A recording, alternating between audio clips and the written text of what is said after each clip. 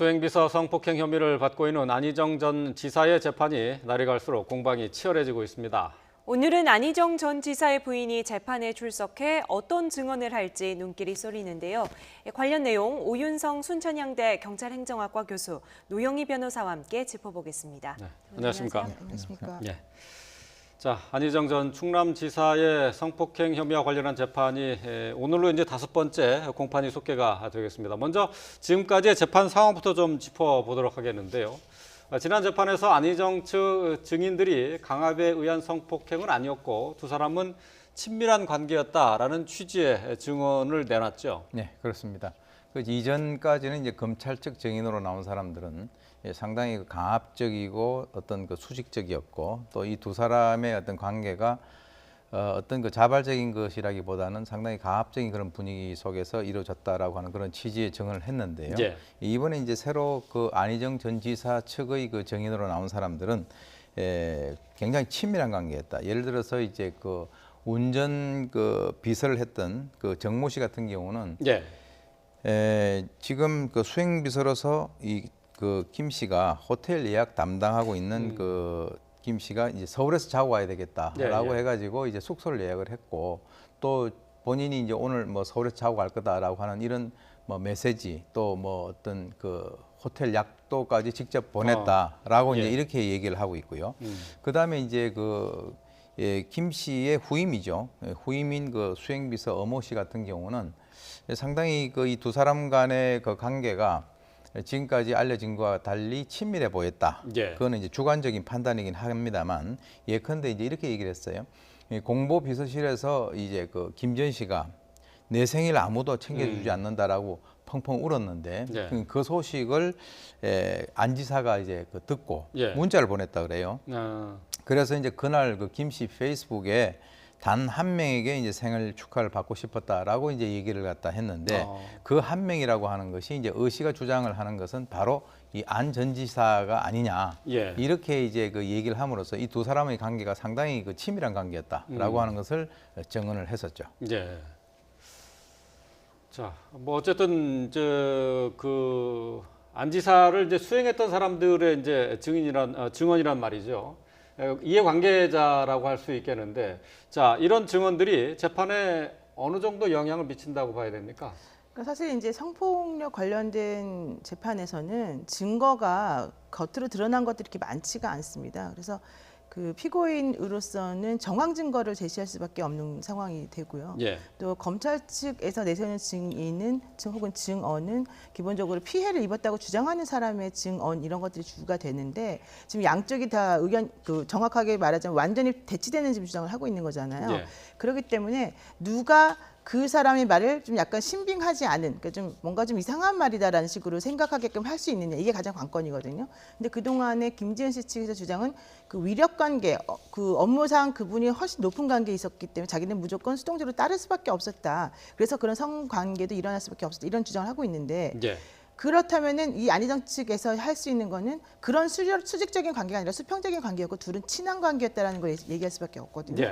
그래서 이번에 내세운 증인들이 4명 정도가 전부 다 둘 간에 상당히 친분이 있었고 허물이 없었다. 수직이라고 하는 건 말이 안 된다라고 하는 거 입증하는 쪽으로 나오고 있습니다. 그러니까 지금 우리 이제 교수님 말씀하신 것처럼 예를 들면 어떤 식사 자리에 갔었을 때 안 전 지사한테 안 지사님이 뭘 알아요? 아무것도 당신은 모르잖아요. 뭐 이런 식으로 말을 했다던가 또 그 안 전 지사에 대해서 나 괴롭히면 일 못하게 괴롭히면 세계 여행 가버릴 거예요. 이런 식으로 말을 한다든가 이제 그런 말을 들어보게 되면 이게 정말 수직적 관계에서 말도 못하는 사람의 행동이라고 보기는 어렵기 때문에 그런 것들을 이제 주변에서 자꾸 내세우는 거죠.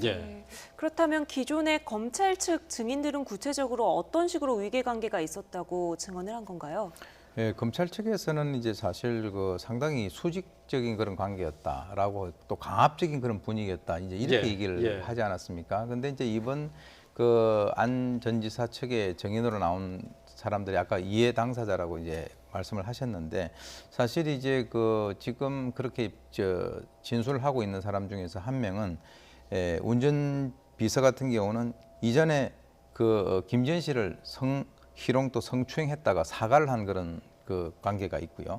그다음에 이제 어모 씨 같은 경우는 이제 후임 비서입니다만은 이 김지현 씨에 대해서 음해 비방성 여러 가지 그 댓글을 한 30개에서 40개 정도를 달았다라고 하는 것이 이제 밝혀졌거든요. 그래서 이제 지금 이번에 관건은 과연 이것이 수직적이고 권위적이었냐 아니냐 하는 그건데, 이번에 이제 진술을 한 사람들이 얘기는, 특히 의 씨 같은 경우는 자기는 전혀 그 내부 분위기에 대해서 어떤 그 수직적이라고 생각을 하지 않는다. 왜 그러냐면 이전에 그 경선 캠프에서 홍보 기획팀에서 같이 근무를 했다라고 그래요. 그래서 이제 이 안 전 지사가 주로 얘기를 할 때도 명령적으로 얘기를 하는 것이 아니라 뭐뭐 해주게 뭐 이런 식으로 얘기를 했다라고 이제 하는 것을 예를 들고 있거든요. 그래서 호통 친 적도 없고, 그러니까 이전에 검찰 측 증인으로 나온 사람들이 얘기하는 것과 완전히 반대되는 그러한 어떤 지금 증언을 하고 있는 그런 상황이죠. 네. 어쨌든 양측의 공방이 이제 계속 거세지고 있는 상황입니다. 그런데 오늘 안 전 지사의 부인이죠, 민주원 씨가 오늘 공판에 나와서 증인 신문을 할 예정입니다. 과거에 두 사람의 모습이 담긴 영상이 있는데요. 그 영상을 저희가 찾아봤습니다. 다시 좀 보고 얘기 나눠보겠습니다. 여러분들한테 조금 못났다고 욕먹어도 좋습니다. 제 아내가 저한테는 가장 큰 스승입니다. 네, 자 과거의 모습을 저희가 돌아봤습니다만, 민주원 씨와 지금 이 사건이 터지기 전에 이제 모습을 저희가 다시 한번 영상을 좀 돌려봤는데요. 지난해 2월이었습니다. 자, 오늘 이제 증인 신문에 나오게 되는데 일부 내용들이 조금씩 흘러나오고 있어요. 네, 그래서 이제 지난번에 검찰 측의 증인으로 나왔던 고모 씨 같은 경우가 어떻게 이제 증언을 했냐면, 지금 안 전 지사의 부인이 뭐라고 얘기했냐면, 사실 자기 남편에 대해서 좀 욕을 했다라고 그래요. 그거는 어떻게 보면 당연한 것인데, 그래도 이제 살려야 되지 않느냐. 그래서 이제 김지현 씨의 평소 행실과 연애사에 대해서 좀 취합을 해달라라고 이제 얘기를 했다라고 하는 것이죠. 그러니까 이제 어떻게 보면 부인의 입장에서는 지금 이제 남편이 저런 상황에 빠져 있기 때문에 어떻게 보면 좀 가운데 중간자적인 입장이긴 하지만, 그래도 남편 쪽의 이제 편을 좀 들어야 되는 그런 상황은 아닌가라고 생각이 되는데요. 그래서 특히 이제 지난번에 작년이었죠. 작년 8월달에 이제 충남의 한 리조트에 두 부부가 이제 잠을 자고 있는데 새벽 4시경에 김지현 씨가 들어와서 방문을 열고 들어와서 자기를 쳐다봤다. 그리고 밑에다 어떻게 그림같이 그리면서 약간 좀 이상한 행동을 했다라고 하는 그런 것들에 대한 얘기들이 지금 솔솔 흘러나오고 있거든요. 그래서 이제 아마 이번에 증인으로 나와서 할 수 있는 그런 여러 가지 얘기들이 김지현 씨의 어떤 평소의 여러 가지 어떤 행동 이런 것들로 인해서 안 전 지사가 여러 가지 영향을 받았을 것이다라고 하는 그런 취지로 진술을 할 수 있는 가능성이 상당히 높다라고 봅니다. 네, 이 사모의 얘기를 듣고 뭔가 찜찜해서 수행비서에서 제외를 하려고 했다, 이런 증언들도 나왔었는데, 또 어떤 진술이 추가로 나올 거라고 예상을 좀 하십니까? 지금 핵심은 검찰 측 증인이라고 불리는 구 씨라고 하는 사람이 김지은 씨의 말을 뒷받침해주는 식으로 그쪽 말을 지금 사실 하고 있는 건데요. 그분이 뭐라고 얘기했냐면은 안 전 지사의 아들이 자기에게 전화를 해서 김지은 씨의 행실이나 이런 것들에 대해서 좀 알아봐야 되겠다라고 말을 했고, 본인이 부인, 그러니까 지금 민주원 씨를 바꿔주어서 직접 통화를 했는데, 그 통화 내역이 바로 지금 말씀하신 작년 8월에 있었던 상하원 리조트 사건이란 말이에요. 그 상하원에서 부부가 잠을 자고 있는데 새벽 4시에 김지은 씨가 들어와서 자기네 부부가 자고 있는 걸 보고 있더라. 그런 얘기를 이제 자기가 들었다는 겁니다. 그러면 중요한 거는 뭐냐면, 구 씨라고 하는 사람은 검찰 측 증인이고 김지은 씨를 옹호하는 측의 입장에 서 있는 사람인데, 그 사람의 입을 통해서 나온 얘기가 바로 김지은 씨가 새벽에 남의 부부 침실에 들어갔다는 거잖아요. 그건 사실은 수직적 관계에서 있을 수 없는 일이잖아요. 그리고 또 하나 좀 이건 나쁘게 이제 들릴 수도 있겠지만, 생각해 본다면 뭔가 질투하는 여성의 모습처럼 사실 보여질 수가 있는 거거든요.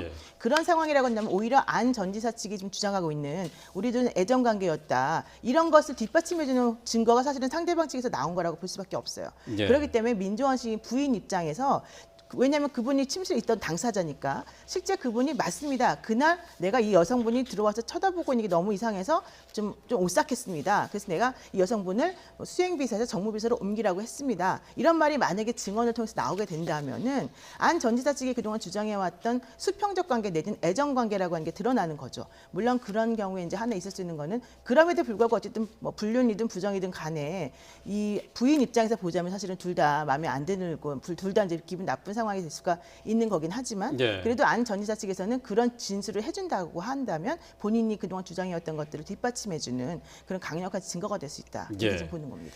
지금 안 전 지사 관련한 재판이 이제 증인 신문이 치열하게 전개가 되고 있는데 검찰 측 또 그리고 변호인 측 증인들이 완전히 엇갈리는 지금 증언을 하고 있단 말이죠. 재판부가 어떻게 판단할지 뭐 궁금합니다만 다음 주 월요일에 또 예정돼 있는 게 심리 분석 전문가의 감정 증언이 있습니다. 이제 이런 성폭행과 관련한 재판에서 이런 감정 증언이 어느 정도 영향력을 갖고 있는 것이라고 봐야 되나요? 물론 이제 그 법원에서 지금 증언을 하고 있는 그 진술인들의 증언을 통해서 과연 이 사람들이 그 완전 지금 반대잖아요. 예. 그렇기 때문에 아마 이제 그 심리 분석 전문가를 투입을 한 것 같은데요. 심리 분석 전문가 이제 투입을 했을 때 가장 핵심적인 것은 그 둘 사이에 어떤 연애 감정이 있었는가 없었는가라고 하는 그것이 굉장히 중요한 것이 되겠죠. 예. 그러니까 지금 이제 김지현 씨 측에서 주장을 하고 있는 강압적이고 철저하게 어떤 그 조종 통제되는 그런 상황에서 그런 것이 있었느냐, 아니면은 이제 이런 여러 가지 어떤 일부 연애 감정이 있었느냐라고 하는 그런 것들이 굉장히 중요한 것인데, 사실 이제 사람의 심리에 대해서 분석을 해서 뭔가 이렇게 진술을 한다라고 하는 것은 그건 수치적으로 나오는 것도 아니고요. 그렇죠. 네, 그 사람의 행동 분석을 통해서 이제 그것을 가늠해 볼 수 있는 그런 여지를 두는 것인데, 그와 연관해서 이제 그 재판부가 어느 정도 그것을 수용을 할 것인가 하는 것이 이제 관건이 되겠죠.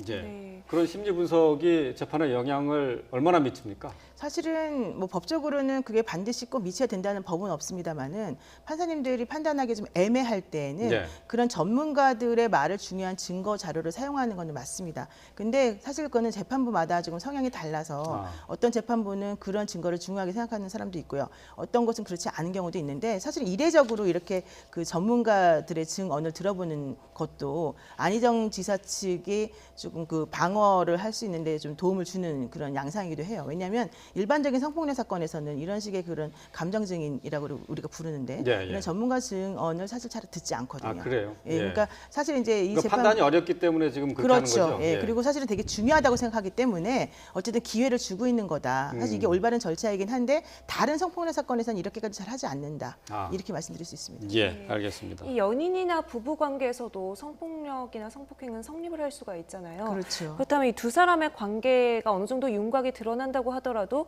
그 부분에 대해서는 어떤 물증 없이는 좀 밝혀내기가 좀 어렵습니다. 그래서 재판부가 변론 전체의 취지라고 하는 것을 통해서, 즉 자기가 기록을 읽어보고 그다음에 그 뭐 피고인이 얘기하는 걸 들어보고 또 증인이 얘기하는 걸 들어보고 전체적으로 감을 잡아서 내가 봤을 때 이렇게 판단합니다라고 얘기를 합니다. 근데 그래요? 그게 이제 변론 전체의 취지를 종합하여라는 말로 그 판결문에 나오는 건데요. 당연히 신이 아니기 때문에 판사들의 판단이 무조건 옳다고 볼 수는 없지만 전반적으로 흘러가는 양상이라든가 증인이 증언하면서 보여주는 얼굴 모습이라든가 목소리 떨림이라든가 이런 걸 보게 되면 어느 정도 감이 온다라고 판사들은 얘기를 하고 있죠. 그렇군요. 예. 자, 뭐 이해 관계자들의 증언이기 때문에 이렇게 극과 극으로 좀 엇갈리는 증언들이 계속되고 있는데 재판부에서 얼마나 또 정확한 판단을 내리기 위해서 노력할지 지켜봐야 되겠습니다. 네, 다음 이슈로 넘어가 보죠. 양승태 사법부의 사법행정권 남용 의혹과 관련한 소식입니다. 이번에는 긴급조치 재판에 개입을 했다는 의혹인데요. 먼저 이 긴급조치 재판 어떤 재판이었는지 좀 설명을 부탁드립니다. 네, 지금 이제 이거는 이제 1970년대에 긴급조치 그 위반 그 피해자들에 대해서 이 사람들이 이제 국가를 상대로 해가지고 이제 그 제기한 손해배상 청구 소송과 관련된 그런 사안입니다. 그래서 이제 그 당시에 이제 그 대법원의 판례는 이러한 그 대통령의 긴급 조치권이라고 하는 것은 고도의 정치 행위이기 때문에 그와 관련돼서 이제 배상할 필요가 없다라고 네. 하는 그러한 것들이 이제 대법원 판례로 나왔는데요. 그런 그 대법원 판례를 깨고 바로 이제 국가 배상 책임을 인정하는 그 1심 재판이 이제 그 결과가 나왔다는 거죠. 예. 그래서 이제 그 당시에 그 양승태 대법원장 시절인데 이 법원 행정처에서 바로 이 그 긴급조치 피해자들에게 국가 손해배상을 인정한 이 1선 판사에 대해서 네. 징계를 검토했다라고 하는 그런 어떤 그 법원 자체 조사 결과에 의해서 이번에 7월 12일에 당시의 그 사법행정권을 남용한 의혹에 대해서 검찰이 수사를 하는 그 과정에서 서울중앙지검 특수 1부에서 이제 소환 조사를 하면서 이제 이번에 좀 더 밝혀진 것인데요. 예, 예. 1심에서는 이제 승소를 했고 그리고 이제 항소심은 신속하게 처리를 해서 패소를 했단 말이죠. 예. 그래서 이제 기일이 상당히 짧게 진행이 됐고 그 당시에 일종의 어떤 그 패스트 트랙의 성격을 지닌 예규를 만든다든지 하는 그런 어떤 그 방안을 모색하는 그런 문건들이 작성이 됐다라고 예. 하는 것이 이제 밝혀졌고요. 예. 그래서 이제 그 다른 판결에 즉 대법원 판례에 반하는 그러한 어떤 하급심 판결을 신속하게 교정을 함으로써 예. 다른 기타 판결에 영향을 갖다 미치지 못하도록 그 한 조치가 이번에 이제 좀 밝혀졌죠. 예. 자, 이 긴급조치 배상과 관련한 이 재판은 민주당의 이재정 의원이 이 재판을 대리를 했었는데요. 어제 검찰에 나와서 참고인 조사를 받았습니다. 이재정 의원이 한 얘기 잠시 들어보고 오겠습니다. 검찰에서 제시한 여러 가지 문건들을 보면서 흔히들 하는 얘기로 무엇을 상상하든 그 이상이었습니다. 고위 법관들에 의해서 자행되었다는 것이 아직도 믿기지 않습니다. 네. 무엇을 상상하든 그 이상이었다라고 이재정 의원이 얘기를 했는데요. 자, 그 상상 이상의 것들이 어떤 것이었고 이게 실제로 실행이 됐다는 그런 것으로 봐야 됩니까? 그러니까 기본적으로 지금 이제 사건의 본질은 예를 들면은 긴급조치 구호라고 하는 것은 박정희 대통령이 이제 유신 헌법을 통해서 이루어낸 대통령의 그런 아주 강력한 권한 중에 하나였고 예. 이걸 통해서 국민들의 기본권이 다 침해되었다라고 하는 게 일반적으로 알려진 상식이었는데 그것에 기해서 그 당시에 피해를 보았던 사람들이 국가에 대해서 손해배상을 청구했더니 1심에서는 여기에 대해서 손해배상 해주는 게 맞다라고 판결을 내린 겁니다. 예. 그런데 당시 그 기본적으로 그 대통령이라고 하는 사람은 박근혜 전 대통령은 박정희 전 대통령의 딸이었기 때문에 본인이 재임하는 도중에 아버지가 했던 것이 잘못됐다라고 하는 판결이 나온다는 건 있을 수가 없는 거였죠. 예. 그래서 양승태 전 대법원장이 이제 그런 기조를 유지하기 위해서 1심에서 이렇게 다른 결론이 나온 판결에 대해서 뭔가 좀 조치를 취하려고 했다라고 하는 게 바로 이 의혹의 예, 핵심인 예. 거잖아요. 예. 그런데 문제는 실질적으로 그러한 식의 얘기가 이제 성립이 되려고 하면 옛날부터 정말로 그런 판결이 나은지를 한번 보는 게 중요하고 예. 또 하나는 그런 얘기들을 뒷받침할 만한 문서 같은 걸로 증거가 나왔냐가 중요한데 이번에 이재정 의원이 밝힌 건 바로 그런 문서가 있더라. 그 문서에 보게 되면 그 대법원 판례하고 배치되는 내용이 1심 판결을 하게 되면 그 사람에 대해서는 조치를 취해야 된다. 예. 그리고 우리가 그런 걸 허용하게 되면 다른 모든 것들에 대해서까지 그런 식으로 일이 이루어지기 때문에 이 사람에 대해서는 우리가 주의를 해야 된다. 이런 내용이 들어있었다는 겁니다. 예, 예. 그리고 실제 그 사건을 담당했던 재판부 부장 판사도 나는 승진을 포기할 각오를 하고 이 판결을 내렸습니다. 그리고 정말 실질적으로는 내가 뭐 특허 학회 사실은 회장이었는데 내가 학회로 있는 그 회원들에 대해서 수임 사건 내역을 검토하는 등의 불이익이 있었기 때문에 나는 오히려 회장직에서 내려올 수밖에 없는 구조였습니다라는 식으로